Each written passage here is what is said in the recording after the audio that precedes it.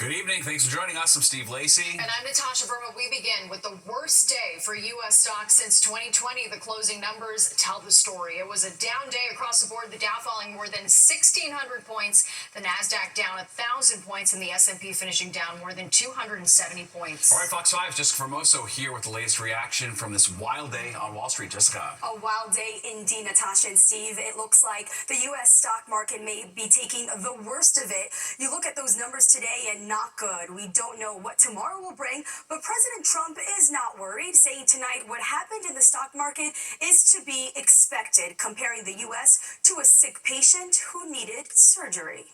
It's a sick patient that went through an operation on Liberation Day, and it's going to be a booming country, a very booming country. It's going to be amazing, actually. We see it because we have trillions of dollars committed to come in.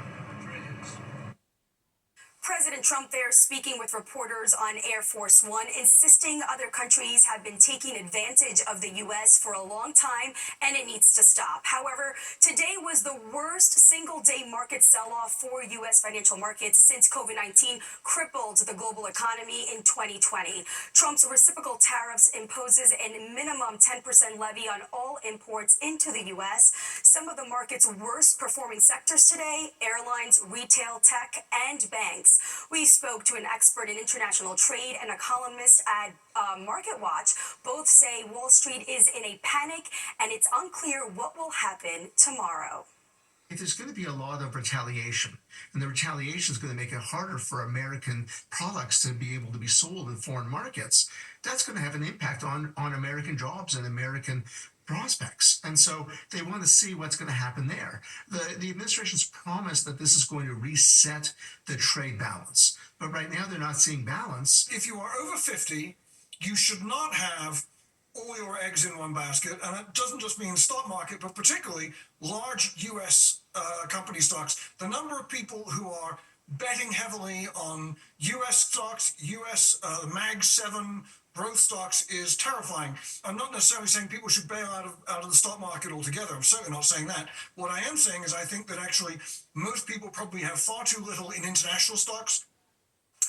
And experts believe we could see a repeat of today in the coming days. And if that happens, they say it is not a good sign. One thing they say not to do: panic sell. Steve and Natasha? Yeah, sometimes easier said than done. All right, thanks, Jessica. And coming up all new at 10:30, we're going to take a look at the potential impact these new tariffs could have on your grocery bill.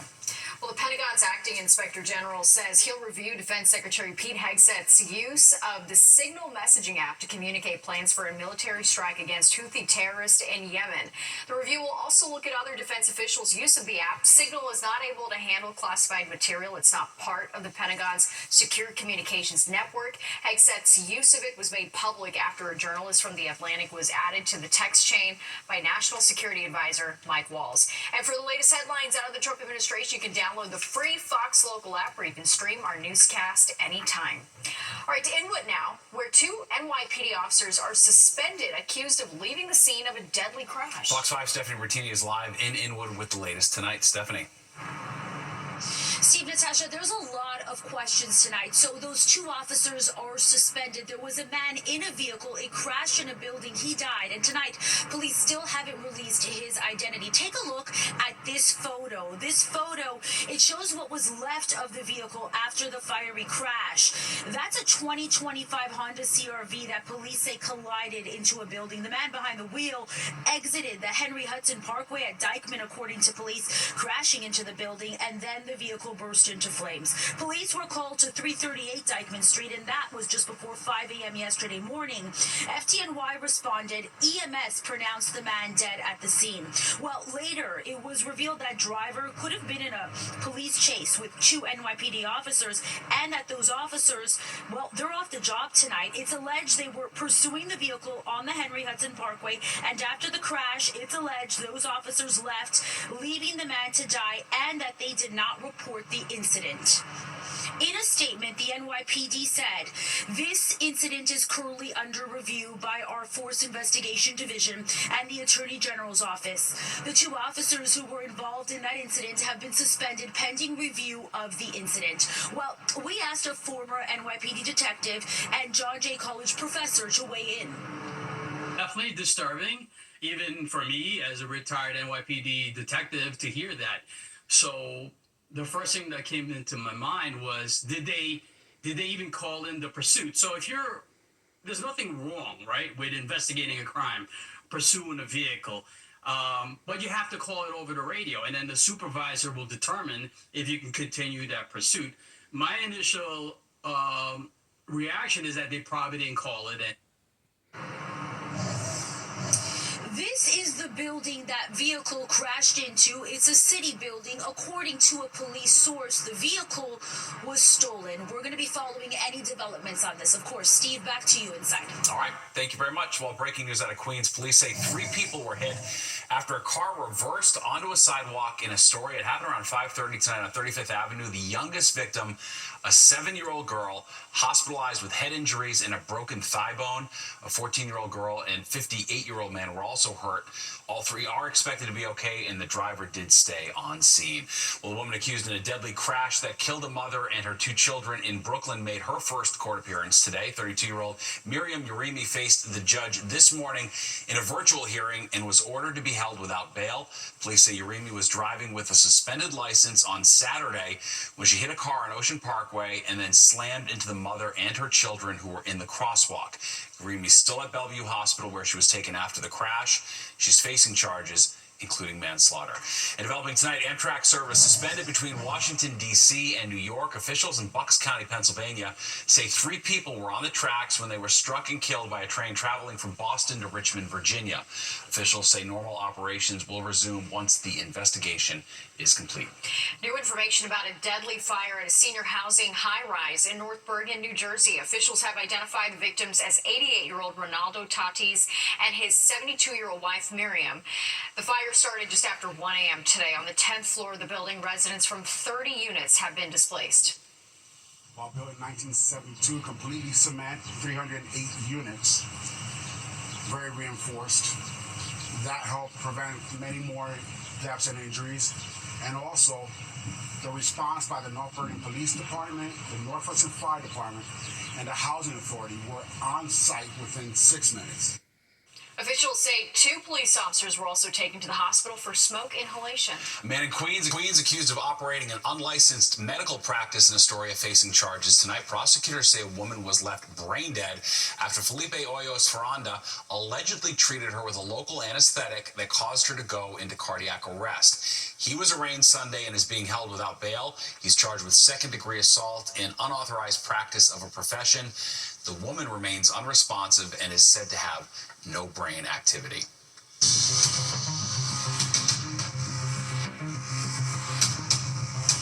Transportation Secretary Sean Duffy on Long Island today. He visited the Merchant Marine Academy, touring the facilities to learn more about the program. Tomorrow, he'll spend the day touring the New York City subway system. He's accused Governor Hochul and the MTA of discounting subway crime. He doubled down on those comments today. Clean it up, make it safe, and the DOT wants to partner with you, New York.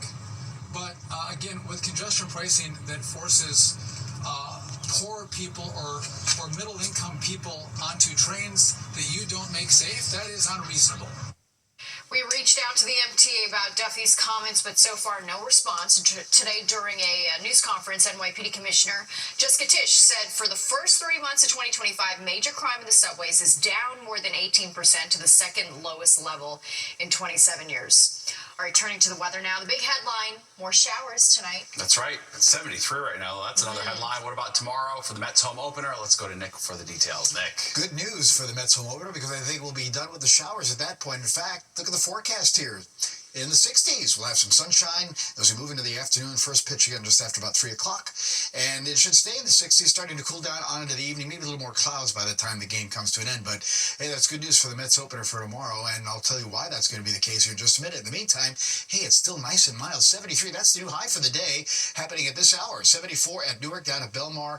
It is much cooler, though, on the island. We're in the 50s because we have the wind coming up out of the south. So the cooler ocean air overspreading Long Island into southern Connecticut. But inland, again, it's still milder and still a touch breezy, particularly near the coast, gusting 22, 23 miles per hour. So, all right, on the wide view, we do have showers approaching from the west. Notice, though, some of that is just evaporating before it gets towards us. But eventually, as the night goes along, we will see some of those showers. And on the wide view, it's another night of severe weather, Kentucky, Tennessee, with potential for flash flooding and tornadoes. We're not going to see severe weather here. We may see an isolated thunderstorm, though. Look at our futurecast overnight as that rain comes in. Low to mid-50s out the door in the morning, but then the showers go away and the sun mixes with clouds and temperatures respond back into the middle 60s. Not 70s for today, but those numbers are still above average for this time of the year. Stephen? You're welcome. All right, thanks, Dick. Mayor Adams opening up about his re-election plans. And this time, instead of running as a Democrat, he's campaigning as an independent. And a 9/11 first responder battling cancer tells us his fears amid the cuts to the World Trade Center health program.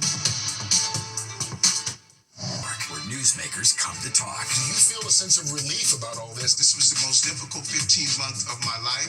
Will you seek President Trump's endorsement? No, I'm not seeking any endorsement. Still a Democrat. Let's keep that in mind. But you were a Republican at one point, Mayor, so I feel like you've hit every line. Mayor Eric Adams announcing he's skipping the Democratic primary and going straight to the general election. He says he's still a Democrat, but he is running for re-election as an independent. Fox 8's Teresa Briel is live in the newsroom with the very latest. Hi, Teresa. Hi, Natasha and Steve. Yeah, the mayor says he needs time to regroup after having the federal charges against him dismissed. So instead of attempting to fight through the Democratic primary, he is mounting what he calls a real independent campaign that relies on a solid base of people outside Manhattan. There isn't a liberal or conservative way to fix New York, but there is a right way and a wrong way. And true leaders don't just know the right path, they have the guts to take it. Mayor Eric Adams taking New Yorkers on a journey from his days as a registered Republican to the Democratic mayor of New York City, and now a candidate for the very office he holds, only now as an independent. I'm not a quitter. I'm a New Yorker. And that is why today, although I am still a Democrat, I am announcing that I will forego the Democratic primary for mayor and appeal directly to all New Yorkers as an independent candidate in the general election. In this 6-minute announcement, the mayor talked about the problems facing New Yorkers and his federal corruption case, which was dismissed yesterday by a federal judge. He reiterated the same message at his first campaign event of the season, a Democratic mayoral forum at Al Sharpton's National Action Network. Everyone was saying I should be removed, lobbying the governor to remove me. This is what you do to an African-American mayor that gave his life for this city? The mayor claims he's still a Democrat, just unaffiliated with the Democratic primary. The polls show he isn't New Yorkers' first choice for mayor, not on any party line. Former Governor Andrew Cuomo has 41% of their vote, while the mayor has 6%. Another poll found just 20% of New Yorkers approve of the job the mayor's doing. Mayor Adams can run as an independent. If he chooses, he can run in the Democratic primary. If he chooses, that's up to Mayor Adams. I believe that I'm the best candidate in this race, and I believe that the voters will make their decisions based on my performance as a leader for the city. I see this as a race between the past, the present, and the future. Andrew Cuomo is the past, Eric Adams is the present, we are the future. By bowing out of the Democratic primary now, the mayor has time to reestablish himself, raise money, and prepare for the general election in November. He also avoids ranked choice voting, a primary challenge, and he may also be eligible to recoup some of the millions in public matching funds he garnered while running as a Democrat. Adams now needs to gather signatures from voters to get placed on the general election ballot as an independent. Steve, back to you. Very well. All right, thanks, Teresa. We're going to be following the mayor's race closely, of course, and so can you with our new weekly show, Politics Unusual. Each week, Fox 5's political reporters will break down the week's biggest local political headlines and national news that impacts us here at home. You can watch it tomorrow at 6:30 on Fox 5 and Fox Local. The episode will also re-air on My 9 and Fox Local on Friday night at 8:30 and Sunday afternoons at 3:30. Well, Mayor Adams is also focusing on public safety today. He joined Police Commissioner Tisch to announce that major crime is down 11% compared to the same time last year. They say the city saw the lowest number of shootings in recorded history for the first 3 months of the year. They say murders and transit crimes were also down in the first quarter, but rape was the one index that went up during that same period. And you can hear from Commissioner Tisch and Mayor Adams when they join Rosanna and Kurt to talk crime stats. That's tomorrow morning at 8:30 on Good Day New York. Queens City Councilman Robert Holden says he's been informed by the mayor's office that 2 migrant shelters in his district will be shutting down. It includes this one in Maspeth, another in Ridgewood. Holden's been a vocal critic of the Adams administration's handling of the migrant crisis, especially when it comes to the nearly $6.5 billion price tag. Former heart surgeon and TV pitchman Dr. Mehmet Oz was confirmed today to lead the Centers for Medicare and Medicaid Services. Oz became the agency's administrator in a party line vote. The 64-year-old will manage health insurance programs for roughly half the country with oversight of Medicare, Medicaid, or Affordable Care Act coverage. He steps into the new role as Congress is debating cuts to the Medicaid program, which provides coverage to millions of poor and disabled Americans. Well, we now know the cause of death for the son of former Yankee Brett Gardner. Officials say toxicology tests confirm that 14-year-old Miller Gardner died from carbon monoxide poisoning. An investigator notes that a nearby machine room is believed to be the source of the contamination. Miller died last month during a family vacation at a resort in Costa Rica. Brett Gardner says other members of the family also got sick during that trip as well. Well, concern growing tonight over the impact cuts to the World Trade Center health program could have on 9/11 first responders and survivors. Fox 5's Kendall Green talked to a retired FDNY deputy chief and first responder who is battling cancer. Retired FDNY Deputy Chief Richard Alley's prostate cancer diagnosis didn't come as a surprise. He tells us he knew it was just a matter of time before the toxins from the dust and debris he was exposed to responding to the Twin Towers on 9/11 would take its toll. It wasn't a question of if I was going to get sick, it was when. A year ago, that premonition materialized. And about a day ago, major cuts to the program that provides for his treatment added insult to injury, as the Trump administration eliminated more than 10,000 workers with the Department of Health and Human Services and more than 870 positions within the World Trade Center health program, including its top administrator, Dr. John Howard. The program advocates for around 140,000 people with 9/11 related illnesses, and doctors and patients alike predict those cuts come with dire consequences. Dr. Mark Wilkenfeld has treated over 1,000 responders and survivors referred by the program. As if the program actually is affected by this, and we can't provide proper care to people, that's going to be a medical disaster. With all of the people that lost, the program is not going to function properly. So people are not going to get the proper treatment, and inevitably, people are going to die. The CDC sent us a statement regarding the cuts, saying in part, the program's clinical centers and provider network are both, quote, continuing to provide services to the program members at this time. Direct patient care is functioning, and program members are being seen by doctors and nurses at clinics. They added, as a result of the reorganization, they're better positioned to meet those demands. It's kind of hard to believe, honestly. It really, really is hard to believe. It goes against common sense. Alley says this doesn't feel like the hero's treatment he's been promised decades after the attack, telling Fox 5 a reversal from the administration would feel more patriotic. But show us, put your money where your mouth is, and don't bail out on your first responders, 9/11 heroes. Kendall Green, Fox 5 News. Well, a medical marvel happening in our area, giving a man the gift of life. It was a big moment. I didn't know if I had to cry, if I had to smile. Yeah, really amazing stuff. Get ready to hear more from the man we just saw who received the first triple organ transplant ever performed on Long Island. Plus the new tariffs and your grocery bill, how they could affect prices at the checkout. At least 6 people were killed after tornadoes and violent storms ripped through parts of the South and Midwest. A path of destruction could be seen in several states, including Tennessee, Missouri, and Indiana. Those same areas are now bracing for yet more extreme weather. Catastrophic rains and life-threatening flash floods are expected in the coming days. Thankfully, things are much calmer back here at home, though. Yeah, nice and mild out right now. Let's check back in with Nick as we head towards the weekend. How's it going? Yes, it's going well. I mean, it's hard to believe we're still in the 70s at this hour in the city, but buckle up because you know what's coming. It's a little roller coaster ride, again, especially as we head on into Saturday towards the sun. Clock News. Those sweeping new tariffs announced by President Trump have many concerned about the impact they could have on the prices of everyday items. That includes food, specifically groceries. So, how much impact could the tariffs have? At the checkout, Fox 8's Sharon Crowley filled a shopping cart to find out.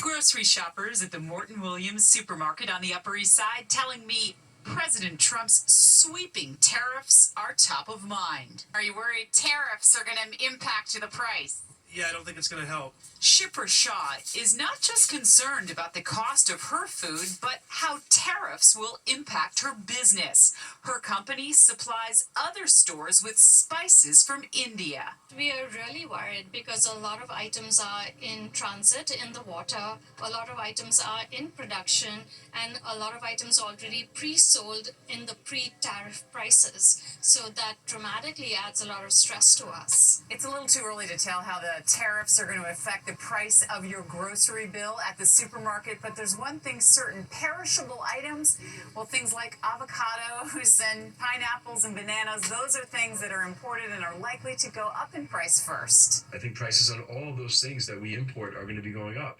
at least for the very foreseeable future.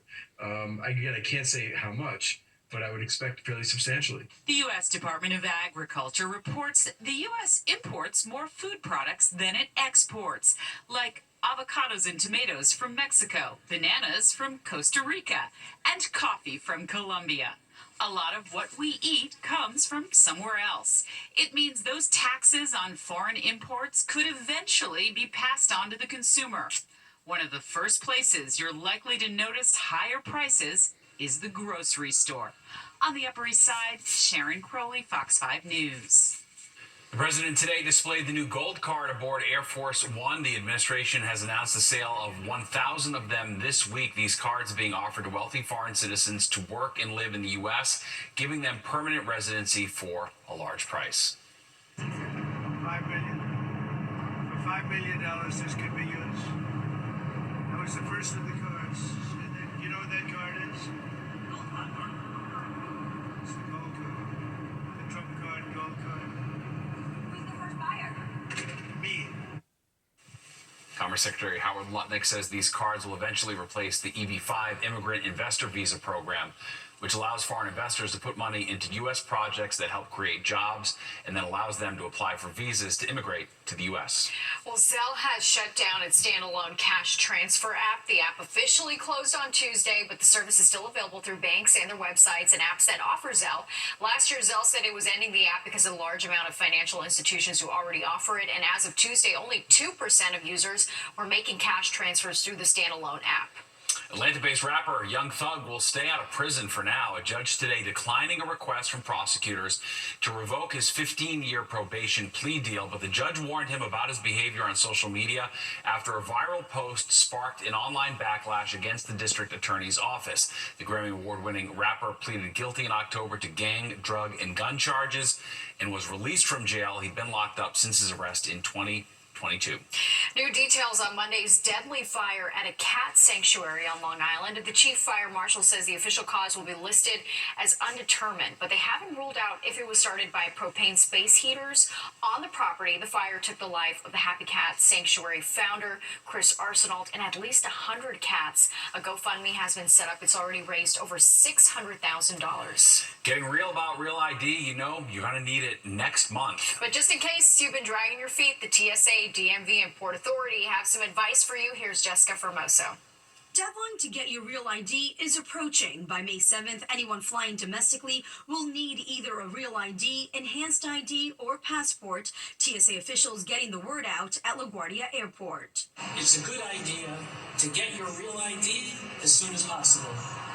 Without it, you may face delays at security, which can affect not just your travel, but the flow of others as well. The TSA making it clear it's a nationwide mandate enforced at all airports. To get a Real ID, you will have to visit the DMV. First, you will need to schedule an appointment, which is a little challenging because of the high demand. We have reservation slots opening up daily. So if you go on our website today and you don't see anything available, check back. We're adding new appointment times throughout the day. You will need to provide documentation to prove U.S. citizenship and state residency. You will need to show proof of identity, legal presence, state residency, and social security number. They have to be originals or certified copies. And the biggest thing, like I mentioned, if you change your name, you have to have documentation showing why you changed your name and every time you change your name. The DMV offering a document pre-screening on its website before you come in to apply for a real ID. All you have to do is upload your documents. We have staff standing by who will look at everything in advance of your appointment and let you know if it's all good, if everything's there, if your application's correct, and then you know when you get there, you should be fine. A number of DMVs in our area will be opening on Saturdays starting this week to process applications. I'm Jessica Formoso, Fox 5 News. That's on my to-do list. I'm dragging Not my looking forward feet. to it for sure. All right, history made on Long Island. All right, get ready to meet the Queens man suffering from heart, liver, and kidney failure until he received a triple organ transplant. Plus, Subway sound off. Are commuters hungry for those old spaghetti diagrams that are now absent from the new map? All right, and it's Thursday. You know what that means? My latest podcast, Talking with Natasha, just dropped, and here's a preview. This week on Talking with Natasha, I'm sitting down with Luna Sophia Miranda. She plays Mikey Madison's best friend, Lulu, in the movie Anora that swept the Oscars. Anora changed your life as an actress. What's next for you? Coming very soon is Youthful Pleasures, an indie sex comedy where I play one of the leads. A new episode of Talking with Natasha drops every Thursday at 7 p.m. You can watch on the Fox Local app, wherever you stream, and YouTube. Now to a medical marvel, a Queens man suffering from heart, liver, and kidney failure receiving the gift of life. Fox 5's Jen Goldberg has more on his story in the first ever successful triple organ transplant on Long Island. Sergio Arias Sestoni was losing hope. I just can walk a couple of blocks, that's it. The 47-year-old who suffered from a heart condition and diabetes spent 2 years on the heart and kidney transplant waiting list. Then in November, doctors determined he also needed a liver. It really takes a village to do this type of transplant. Sergio spent 3 months in the hospital praying for a second chance. A lot of donors may have a heart that's appropriate for transplant, but not a liver and a kidney. He got the news he was hoping for in February when doctors told him 3 organs from the same unidentified donor matched. It was a big moment. I didn't know if I had to cry, if I had to smile. He underwent a more than 12-hour triple organ transplant at North Shore University Hospital. It was the first of its kind on Long Island. A different doctor performed each transplant, one after the other. We got the heart in, the heart started beating, then we proceeded with the liver transplant. Phase 3 of that was doing the kidney transplant. Doctors say there are fewer than 80 triple transplant recipients in the United States. As for what's next for Sergio, he'll be seen every month for the next 6 months, and while he will be on medication for the rest of his life, he says that's better than the alternative. I feel so proud to get all these organs. Sergio, who's from Queens, is now an advocate for organ donation. If he never say, yes, I'm gonna donate my organs, I won't be here also. He's hoping to go back to work, and he jokes he's ready to run a marathon. Miracles exist. And to prove it, he's got a new liver, kidney, and heart overflowing with life, love, and gratitude. In Manhasset, Long Island, Jody Goldberg, Fox 5 News. Well, it's the latest Subway saga. But this has nothing to do with crime or delays. Instead, it's all about that new Subway map. And the boss is back. Bruce Springsteen getting ready to release 7 lost albums. For the first time since 1979, there's a new Subway map, and it trades those iconic spaghetti lines for thicker ones. All right, and as Jennifer Williams shows us, it didn't take long for New Yorkers to develop opinions on the redesign. It is not every day that we get to unveil a new New York City icon. 3, 2, 1. Let's have a map. A new subway map was revealed on Wednesday, the first major redesign since 1979, which according to MTA Chair Janno Lieber was years in the making. The result is a map that is much easier to read, but also reflects all the enhancements that we've made over the years. The new map sought to preserve the official brand colors as well as the geometric and diagrammic aesthetic that was first introduced in the New York subway system. What's interesting is as soon as the map was revealed, it brought back that memory of the nostalgic map that it was based on. So I actually really like it. And as someone who grew up in New York, I know the map's not geographically accurate, so it's the best way to help people who are unfamiliar with the system actually follow all the routes. The new map has been displayed on the digital screens for some time, but the physical maps will be replaced in phases over the next few weeks. What's your reaction to this new subway map? I love it. It's great. I love the new subway map. I love that it references the old versions, and I think it's very clear and easy to read. It's a classic. It's nice to see it fresh. I like the way that the lines are different widths, so you can sort of see like the different paths, and I think it is kind of easier to follow. Other New Yorkers we spoke to, however, weren't so sure that the new map was the best use of the MTA's resources. I'm confused, what is the point of that? Why can't you just leave things the way they are? Sometimes the city's worried about things they shouldn't be worried about, like the subway maps. We have real issues like homelessness, but they're worried about the subway map, It's just a little silly. Honestly, I don't see a big difference. It's more colorful, I guess. According to the MTA, the new subway map was done in-house. On the Upper East Side, Jennifer Williams, Fox 5 News. So reaction was mixed. Mixed, that's what we always Yeah. want. All right, there we go. A little bit of everything. Let's go, Nick, now for a look at the weather. You can tell it was hot in the subway station today. It was sort of sweating it out down there, which was a nice change, really. Yes, but just like the subway map, it got mixed reviews today, right? Because we started out with the clouds and the fog and temperatures in the 40s and 50s. And boy, this afternoon, the temperature took off, a little break in the cloud cover, and it's still quite mild out there now. In fact, Lacing up their skates tonight for a great cause, the 31st annual Skate with the Greats, benefiting Ronald McDonald House, New York. The event supports families battling pediatric cancer and other serious illnesses. There was also a tribute to 8-year-old Emmanuel, a courageous cancer warrior and hockey fan who stayed at Ronald McDonald House with his family while undergoing treatment.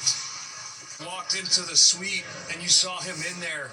He's got the biggest smile on his face. He's the life of the room.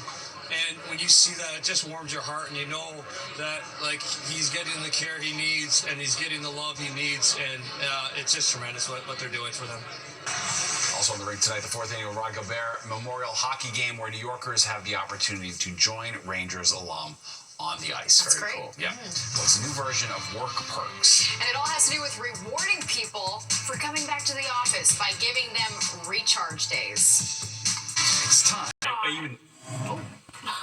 Local news for so-called weekend warriors. A new study in the Journal of the American Heart Association found that cramming a week's worth of exercise into 2 days is just as beneficial as working out throughout the week. Researchers say 150 minutes of moderate to vigorous physical activity per week can significantly reduce your risk of cardiovascular disease and cancer, no matter how you spread it out.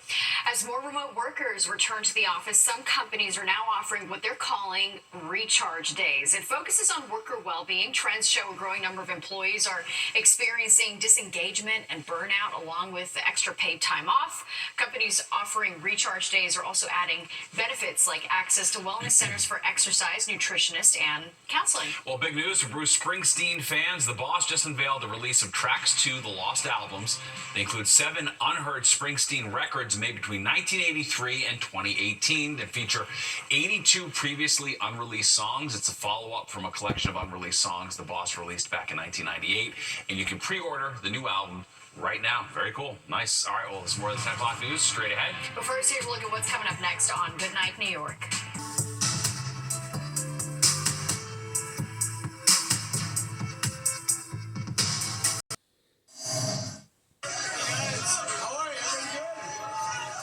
George Clooney greeting fans outside the Winter Garden Theater as Good Night and Good Luck officially opened on Broadway. The play marks Clooney's Broadway debut. He's also a co-writer. The stage version was adapted from the 2005 film. It focuses on the clash between journalist Edward R. Murrow and Senator Joseph McCarthy. It's already breaking records at the box office. I think it was very timely. I think it was a great piece for this American moment. Yeah, I think everyone should see it. All right, performances for this limited engagement are currently scheduled to run through June 8th. Very exciting. Let's get one last check of the weather. Yep, Nick joins us now. Hi, Nick. Hello there, and be on the lookout for showers coming in overnight. Temperatures staying mild, though, low 50s north and west, mid 50s in town, low 50s near the coast. And again, there could be a little isolated thunderstorm to wake you up in the wee hours of the morning. We'll see how that plays out, but those showers get away quickly, I think, now. We'll see some sun break through the clouds by late morning in the afternoon. Temperatures not as warm as today, but we're still low to middle 60s. And again, a little sun tomorrow afternoon. Then we'll see some showers back in the picture for Saturday as we struggle to get over 50. More showers Sunday, 65, and then it cools back down again. Showers Monday through at least midday. Windy cooler Tuesday, Wednesday, struggling to get to 50, and then back to the mid-50s by Thursday. All right. Looks good. Thanks, Nick.